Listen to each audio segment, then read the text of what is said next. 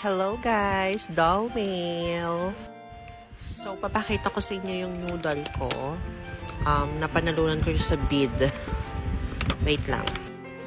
So, ito siya guys. She is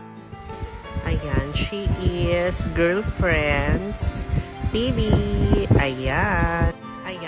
And she is also rerouted ng saran hair.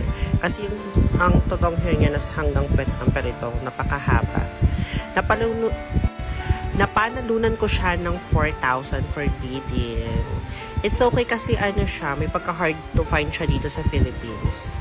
Binenta ko yung back to school PB ko para makuha ko siya.